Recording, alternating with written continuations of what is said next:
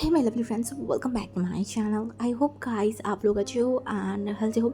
सो आज मैं फिर से आ गई अब सबके लिए अनहेल्दी ऑब्जेक्शन के नेक्स्ट पार्ट लेके। सो अगर आपको मेरी ये वाली स्टोरी पसंद आई तो प्लीज़ आप लोग मेरे चैनल को सब्सक्राइब करना, मेरी वीडियो पर लाइक करना, कमेंट करना, साथ में ज़रूर अपने फ्रेंड्स के साथ भी ये वाली स्टोरी को ज़रूर शेयर कर देना। ओके, सो वांग जी कहाँ है, वांग जी को क्या हुआ, क्या क्या होगा आगे, वो सब कुछ आपको बहुत जल्दी पता चलने वाला है। तो ज़्यादा बात नहीं करेंगे, चलो फिर वीडियो स्टार्ट करते हैं। इनको नॉर्मल केबिन में शिफ्ट किया गया है। आज 2 दिन हुआ है। उसका ऑक्सीजन मास्क भी खोल दिया गया है आज। हाँ, उसके पैरों पे बहुत डेंजरसली फ्रैक्चर हो गया है। वो वॉशरूम या फिर कहीं पे भी जा नहीं पाता है किसी की मदद के अलावा। हाँ, वो ज़्यादातर चल भी नहीं पाता। पूरा टाइम हॉस्पिटल बेड में पड़ा रहता है और सिर्फ सोचता है उस एक्सीडेंट के बारे में, उस सारी चीज़ों के बारे में। मन में कहीं ना कहीं उसे बार बार उस बाइक की, उस पहाड़ की सारी चीज़ें याद आता है। उसे याद आता है जब बाइक एक्सीडेंट हुआ था, जब वो उस खाई में गिरने वाला था। बाइक जी ने उसे एकदम खींच लिया था, अपने सीने के पास एकदम एकदम जगा लिया था। उसके बाद उनकी आंखों के सामने सब कुछ अंधेरा ही छा गया। देन क्या हुआ? हाँ, वांग जी उसे अकेला छोड़ के कहाँ चला गया? कहाँ होगा वो? वांग जी की बात सुनते ही को एक अजीब सा स्माइल किया। उसके लिए ये नर्स वगैरह भी परेशानी फेस कर रहा है। उनको बड़ा मन करता है कि अगर मेरा सुपर हीरो यहाँ पे होता ना, तो तुम लोगों की मुझे कोई ज़रूरत ही नहीं होता, वो मेरे साथ होता। बट वो भी नहीं है। वो कहीं पे भी नहीं है। कहाँ गया होगा वो? हाँ, वो मुझे मिल क्यों नहीं रहा है? मेरे अंदर तकलीफ हो रहा है। मैं तकलीफ में हूँ, मैं परेशान हूँ। ये देखने के बाद भी कहाँ हो लानवांग जी आप? हाँ, कहाँ हो? मुझे खाली सा फील हो रहा है, मुझे डर लग रहा है लानवांग जी। कभी कभी सोचता है इतनी बड़ा एक्सीडेंट हुआ है, धन उसे इतना कम चोट क्यों पहुँचा है? हाँ, उसे और भी चोट पहुँचना चाहिए। वो कुछ सोच नहीं पाता। वो उसे बहुत रोना आता है। वो रोता भी है, अपने लिप्स में बाइट करके वो रोता है, क्योंकि वो अपने रोने को, अपनी कमजोरी को लोगों को सुनाना नहीं चाहता, बिल्कुल भी नहीं। मेरे को याद है जिस दिन उसे आईसीयू से नॉर्मल केबिन में शिफ्ट करवा दिया गया था, उस दिन जिस दिन उसकी मुंह से ऑक्सीजन मास्क खोल दिया गया था, वही फूट फूट के रो रहा था। तभी उस रूम में एंट्री हुआ था यानली, उसकी मम्मी की।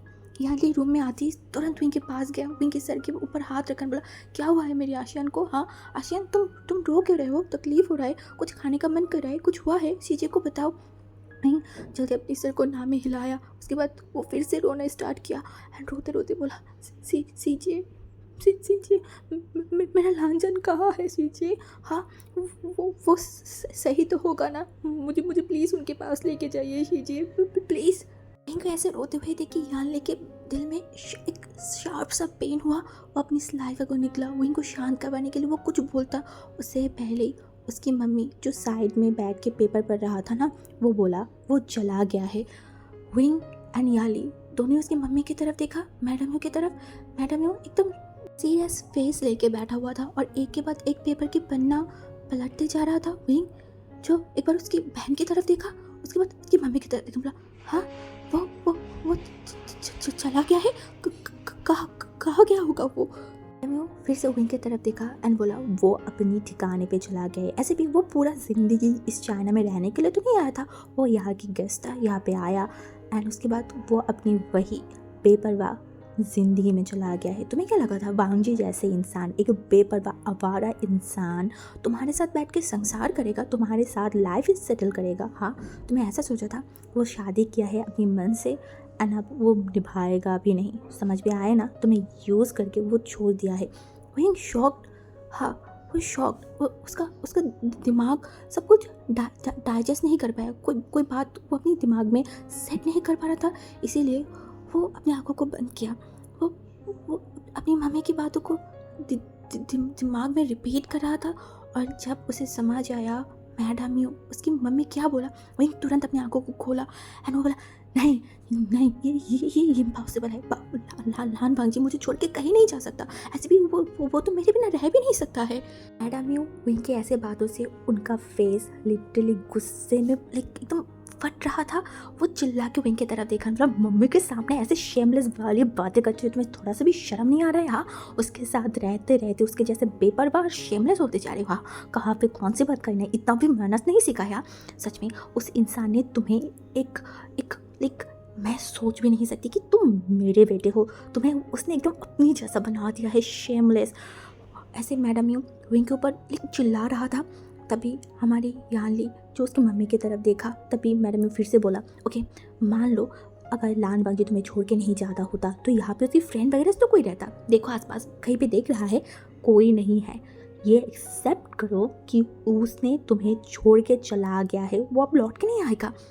मैडम को इस तरीके से विंग के ऊपर चढ़ते हुए चिल्लाते हुए देख के अब यानली अपने आप को कंट्रोल नहीं कर पाया। वो अपनी मम्मी की तरफ देखा, मतलब मम्मी बस कीजिए, वो बीमार है, अभी आप हॉस्पिटल में हो, इतना तो अपनी देखिए, अभी वो बीमार है, पहले उसे ठीक होने दीजिए, उसके बाद आपको जो बोलना है अब वो बोलना। मैडम यू अपनी दोनों बच्चे की तरफ देखा, उसके बाद कैबिन से बाहर जाते जाते वो फिर से एक बार यानली की तरफ देखा एंड उसे पॉइंटेड करके बोला, लान बांगी सच में चला गया है, ये अपने भाई के दिमाग में सेट करवा लो तुम। मैडम यू बाहर जाते वहीं उसकी शीजे के हाथों को कस के पकड़ने लगा, सीजिए अब तो आप मुझे सच बताइए ना, वो लौट के नहीं गया होगा ना, कोई ना जाने, आप तो जानते हो ना मैं उनको कितनी प्यार करती हूँ, मैं लान बांगी के अलावा नहीं रह सकती। सीजी बोलिए ना सीजी, वो कहाँ गया होगा सीजी, प्लीज़ बोलिए ना।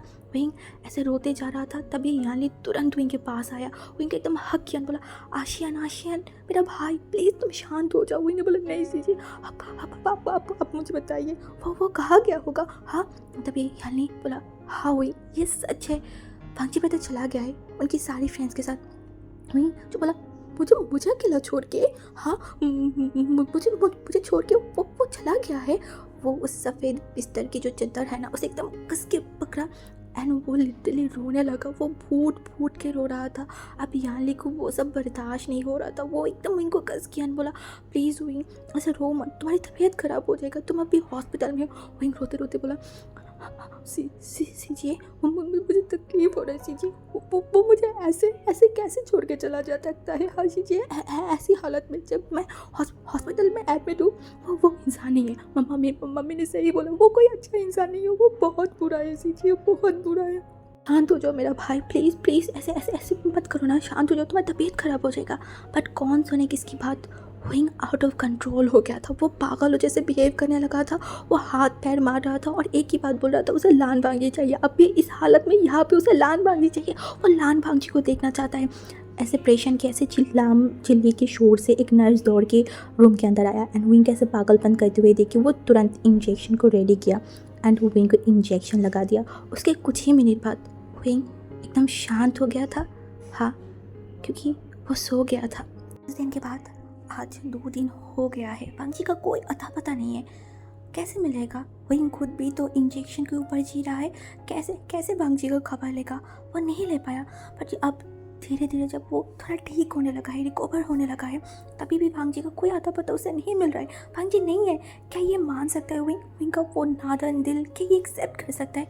नहीं, इसीलिए तो हर टाइम वो रोता रहता है, वो एक गहरी दुख की सागर में डूबते हुए जा रहा है, उसे तकलीफ होता है और कितना रोएगा और कितना वो रो सकता है। जब से बांगी से मिला है तब से लेकर अब तक बस उसे रोना ही रोना, जिंदगी उसका अज़ाब बन गया है। हाँ, इस इंसान के प्यार करने के बाद से विंग अज़ाब में जी रहा है। थोड़ा सा ही तो सुकून मिलता है, थोड़ा सा जब प्यार मिलता है तभी क्यों दूरियाँ फील करना है, हाँ तभी क्यों तकलीफ़ फील करना है। वहीं फिर से बिस्तर पे लेट गया और उस जापान की उस पहाड़ी यादों को वो याद करने लगा और अपनी आंखों को धीरे धीरे वो बंद कर रहा था सोने के लिए। हाँ, उसका तबीयत सच में सही नहीं है। हाँ, वो जब भी ज़्यादा सोता है या फिर ज़्यादा रोता है, ज़्यादा कुछ करता है ना, उसका सर भारी भारी लगता है, इसीलिए तो तब वहीं सोने की कोशिश करता है।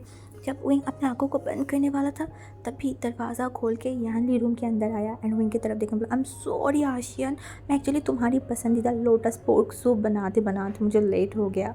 विंग अपनी सीजे की तरफ देखने बोला, जिन जूशन ब्रदर कहाँ है सीजे?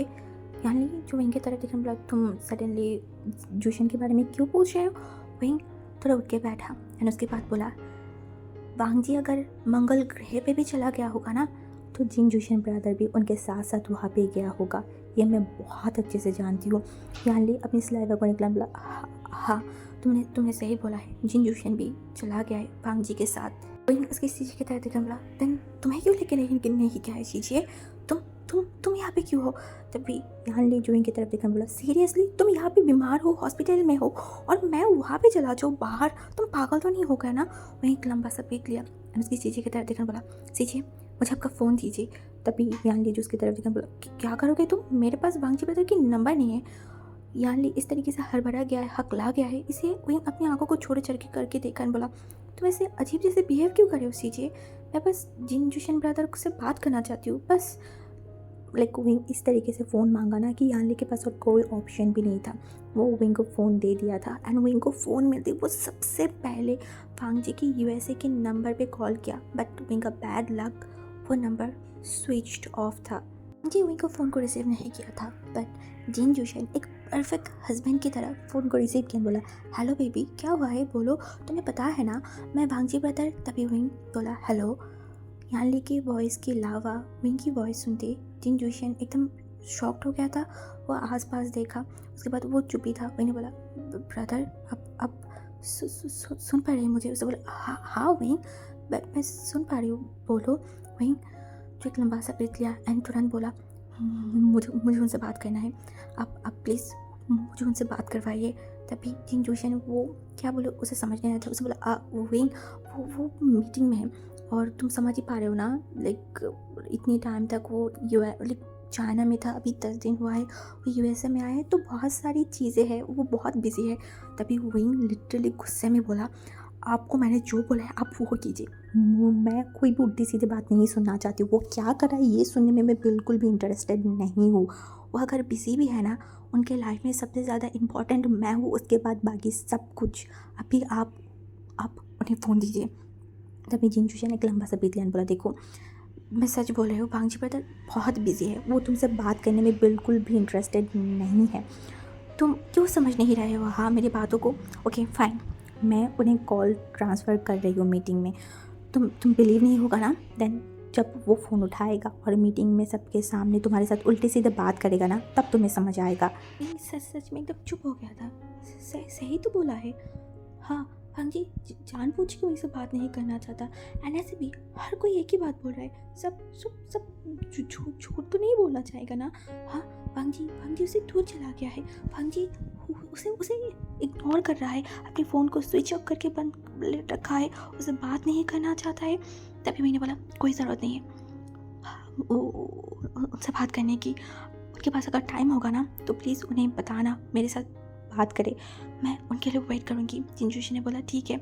उसके बाद जिन जोशन तुरंत फ़ोन को काट दिया था, बात ख़त्म होती वहीं फ़ोन को उसकी सीजी के पास दिया, उसकी आंखों में आंसू था। और सीजी की तरफ देखकर बोला सीजी है ध्यान भांग जी सच में मुझे छोड़ के चला गया, हाँ बट क्यों?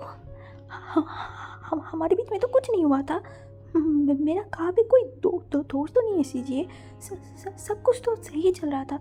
देन सडनली इतनी इग्नोर करना क्यों? हाँ इतनी दूर क्यों जाना? इस सिचुएशन में मुझे छोड़ देना सीजिए। मैंने क्या किया होगा सीजिए? क्या किया मैंने?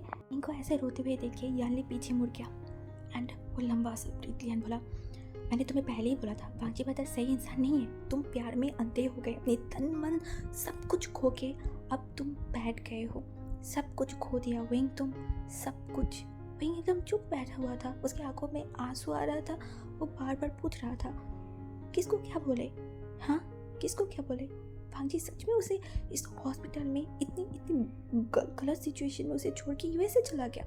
अगर और दिन होता तो शायद वो भांग जी को लेकर डिफेंस करता, कुछ एक वर्ड बोलता, क्यों बोले आप? हाँ क्यों बोले? इनको तकलीफ हो रहा था, हाँ भांग जी से जुदा होने की तकलीफ, इनका दिल चीर रहा था, उसे तकलीफ हो रहा था, उसे पेन हो रहा था, बट वो इंसान नहीं है इनको शांत करवाने के लिए, इनके पास आने के लिए, इनको केयर करने के लिए वो नहीं है, दूर चला गया है, मिलो दूर। बहुत टाइम हो गया है, हाँ विंग बैल्कनी में बैठा हुआ है एंड दूर उनकी जो गार्डन है वहाँ देख रहा है, ऊपर से वांग जी की मेंशन की जो बड़ा सा गेट है वहाँ पे भी देख रहे हैं। सब कुछ खाली खाली सा फील हो रहा है। वहीं वांग जी के रूम में बैठा हुआ है, उसके बालकनी के पास। हाँ, वो वांग जी की एक टी शर्ट पहना हुआ है, जिससे वांग जी से आती हुई स्मेल वो फील करते जा रहा है। वो अपने घुटनों को जकड़ के उस दूर जगह पे देख रहा है। सब कुछ उसे अधूरा सूना सूना लग रहा है। उसकी आंखों के नीचे डार्क सर्कल पड़ गया है। उसे देख के ही कोई बोल सकता है बिना सोए एकदम टायर्ड सा फील हो गया है। उसके मुंह लिटरली अजीब सा देखने लगा है, पेल पड़ गया है। आज ऑलमोस्ट 1 महीना हो गया है विंग हॉस्पिटल से लौट आया है। लैंड मेंशन में इन 1 हफ्ते में वांग जी का एक खबर भी विंग को नहीं मिला। पहले पहले विंग अपनी सेल्फ रिस्पेक्ट की धज्जियां उड़ा के पागलों की तरह जिनजुशन को कॉल करता, पर जिनजुशन वांग जी से बात नहीं कर पाता था। वो लिटरली विंग को उल्टी सीधी यहाँ वहाँ की बात बोल के वो उस चीज़ को इग्नोर कर देता था। वो वांग जी के पास कभी फ़ोन लेके जाता ही नहीं था। हाँ, वो विंग को पट्टी भराता था, उल्टी सीधी बात करता था। विंग को वो चीज़ समझ आ रहा था। धीरे धीरे विंग भी और कितना वेट करे। हाँ, वो सडनली बात करना बंद कर दिया, वो भी कॉल नहीं करता। दिन बीतते जा रहा है, उनकी तकलीफ, पेन सब कुछ बढ़ते जा रहा है। एक इंसान उसका खबर भी नहीं ले रहा है कि वो मर गया है, जिंदा भी है या नहीं, कैसे है, कुछ नहीं किया। एंड उस इंसान के लिए विंग रोए चिल्लाए, अपने आप को तकलीफ दे। हाँ, नहीं देगा, वो कुछ नहीं करेगा, जितना भी अपने आप को मना ले। पर दिल पे तो किसी का कब्जा नहीं है ना। दिल तो अपनी मुताबिक चलता है। हाँ, अपने मुताबिक चल रहा है। जैसे वो वांग जी को याद नहीं करना चाहता, बार बार याद करता है। वांग जी को भूलना चाहता है, वो कुछ नहीं कर पा रहा है। पागलों की तरह चिल्लाना, रोना, अपने आप को तकलीफ पहुंचाना, कुछ उसने लेकिन इन 1 महीने में ऐसा कुछ नहीं है जो उसने नहीं किया। रात भर वॉशरूम के शावर के नीचे बैठे रहना, भीगते रहना, उसके बाद उसी गीले कपड़ों में वहाँ पे सो जाना, घर में हर किसी के साथ चिल्लाना, फाइट करना, घर की एक एक चीज़ें तोड़ फोड़ करना। ऐसा कोई चीज़ नहीं है जो इन्हें नहीं किया है। घर का हर एक चीज़ इन्हें तोड़ा है। अगर थोड़ा सा भी छोटी से भी छोटी कुछ हो जाता था ना, विंग तोड़ फोड़ करना स्टार्ट कर देता था। कोई उफ तक नहीं करता था। क्यों करेगा? लान वांग जी इस घर की छोटे साहेब का, ओमेगा जो है इस घर की मालकिन, हाँ फ्यूचर मालिक जो है। और उससे भी बड़ी बात, वांग जी पिछली बार आके सब चीज़ डबल खरीद के गया था। हाँ, तो विंग अगर तोड़ भी रहा है तो किसे क्या फ़र्क पड़ता है? दूसरा फिर से वहाँ पे बैठाया दिया जाता है। पहले विंग ने बहुत रोया है। अब वो रोना भी बंद कर दिया है, लोगों से बात करना भी बंद कर दिया है। पूरे दिन में वो 2 बात भी किसी से करता है नहीं, वो भी नहीं करता। वो बस 2 टाइम खाना खाता है और पूरा टाइम वांग जी के रूम में बैठा रहता है, सोया रहता है दरवाज़ा बंद करके। ऐसे ही उसका ये दिन बीतते जा रहा है। उसका छोटा सा दिमाग जो बार बार गुस्सा हो जाता है, वांग जी से नाराज़ होता है, बट मनाने के लिए कोई है ही नहीं। कभी कभी वांग जी को वो गंदे गाली जो वांग जी देता था, विंग भी वो सब देने लगा। वो कभी कभी सोचते हैं वांग जी एक बार वो उसके सामने आ जाए, वो वांग जी को मार डालेगा, वांग जी को वो कुछ तो कर देगा, बस एक बार उससे मिल जाए। तभी नीचे से याली का वॉइस आया जो चिल्ला के बोल रहा था, विंग दोपहर से शाम होने वाला है, तुम अभी तक खाना नहीं खाए हो, जल्दी नीचे आओ, खाना नहीं खाना है क्या तुम? विंग खड़ा हुआ एंड बोला, हाँ शीजिए मैं आ रही हूँ। शादी के बाद यानली की जिम्मेदारी कमानी है, उल्टा कहीं गुना बढ़ गया है। लिटरली उसे दोनों फैमिली मैनेज करना पड़ रहा है। एक तो जिनजुशन की, दूसरा इस फैमिली के साथ में उसका यूनिवर्सिटी भी है। वो फिर से पढ़ाई स्टार्ट किया है। जिनजुशन ने बोला है तुम पढ़ाई करो। सब कुछ मैनेज करते हुए यानली एकदम परेशान हो गया है। फिर भी उसे थोड़ा सुकून मिलता अगर उसका भाई थोड़ा हैप्पी रहता, बट उसके आंखों के सामने उसका भाई दिन ब दिन ख़त्म होते जा रहा है। ये सब देख के उसे बिल्कुल भी अच्छा नहीं लग रहा है। बस वो यही चाहता है वही धीरे धीरे अपने आप को संभाल ले, वो फिर से अपनी नॉर्मल ज़िंदगी में आ जाए। यानली के बातों से वही धीरे धीरे उसकी मम्मी के रूम से लेके वो जा रहा था नीचे की तरफ। तभी उसका पैर रुक गया। उसकी मम्मी के रूम से कुछ शोर आया, कोई बात कर रहा है आपस में। विंग रुक गया एंड वहाँ पे खड़ा हुआ। उसका आंटी जो कुछ बोल रहा है, हाँ विंग को लेके कुछ बोल रहा है। विंग खड़ा हुआ चुपचाप। तभी उसने सुना, और कितनी दिन विंग ऐसे ही रहेगा? हाँ, वो लड़का कभी यहाँ पे लौट के नहीं आएगा, एंड वो आए या फिर कुछ करे उससे पहले अच्छे से विंग को शादी करवा दीजिए। मैडम ने बोला, पर मेरी बात को समझिए, मैं विंग का भला ही चाहती हूँ। मुझे पता है कि विंग अभी वर्जिन नहीं है, वो उस लड़के के साथ साथ था एंड याली की शादी के दिन भी वो लड़के पूरे समाज के सामने, लोगों के सामने जो किया था, उसके बाद कोई भी इनसे शादी नहीं करेगा। ये तो मुझे बहुत अच्छे से पता है। मैं आपको ऑफ़र दे रही हूँ, आप अगर मेरे बेटे लाइक जैक्सन से बात करेंगे तो शायद वो इनसे शादी कर ले, क्योंकि मैं चाहती हूँ हमारी फैमिली एक अच्छा से रहे, सब कुछ सही रहे। आप बात करेंगे तो उसे कोई प्रॉब्लम ही नहीं होगा और घर का ही बेटा है, सब कुछ सही हो जाएगा। विंग लिटरली दरवाज़ा खोला एंड चिल्ला के बोला रुक जाइए, और एक वर्ड भी आप नहीं बोलेंगे आंटी। विंग के ऐसे शोर से उसका जो आंटी था ना वो हड़बड़ा गया। वो पीछे मुड़ के विंग की तरफ देखा एंड विंग ने बोला बस कीजिए मेरी मम्मी के कान भरना बस कीजिए आप, और नहीं तो धक्के मार के यहाँ से निकाल दूंगी। मैडम यूँ जो विंग के फेस की तरफ देखा, पता नहीं क्यों बट अब उन्हें विंग को कुछ बोलने का मन नहीं करता है, इसीलिए वो चुपचाप ऐसे ही बैठा रहा।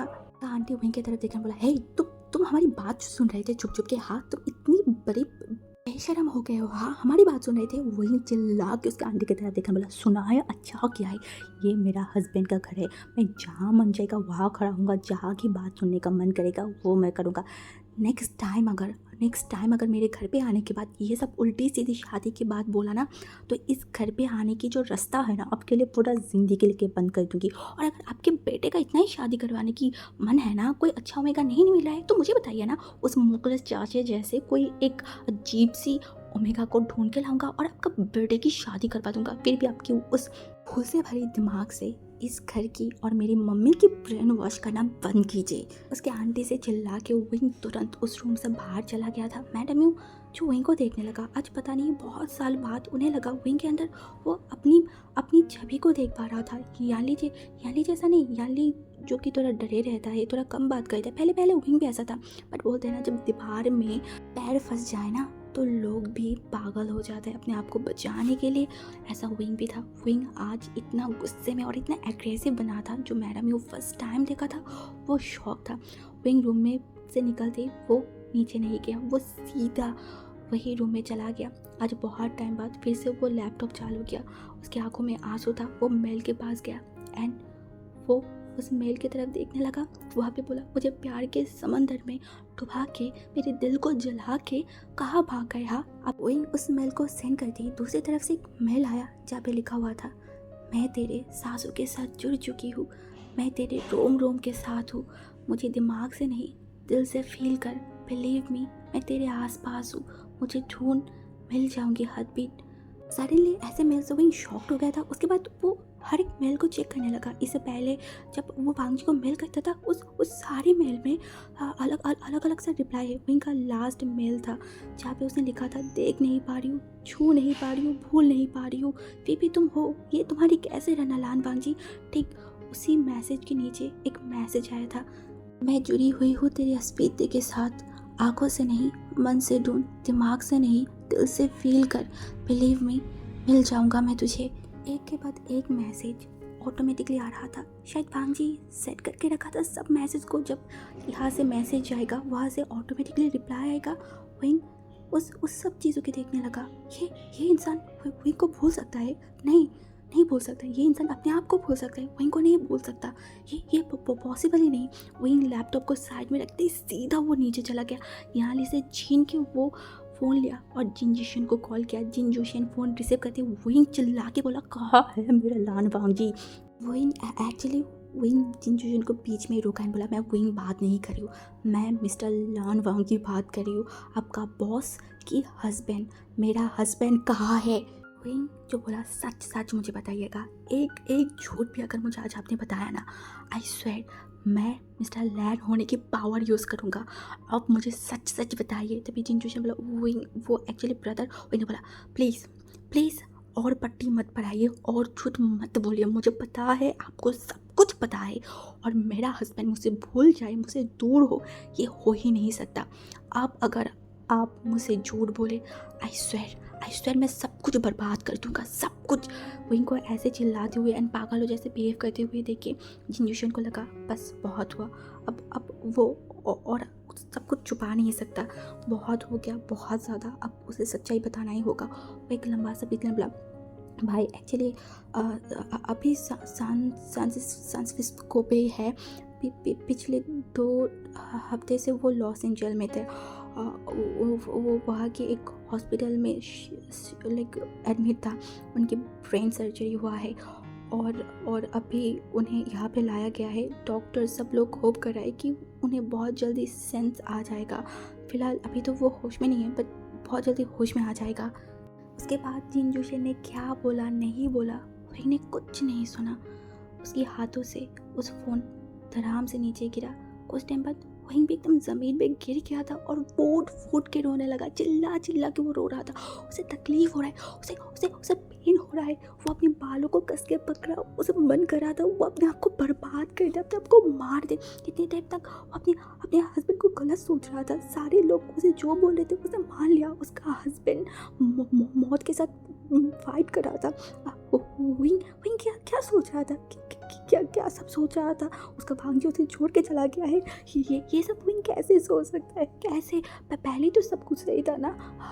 अब विंग क्या करेगा? वो पहले तो अपने आप को थोड़ा दिलासा देता था, भांजी उसके छोड़ के चला गया। बट अब वो क्या करेगा? वो कुछ नहीं कर पा रहा है, कुछ नहीं। वो पागल होते जाएगा। वो पागल हो जाएगा।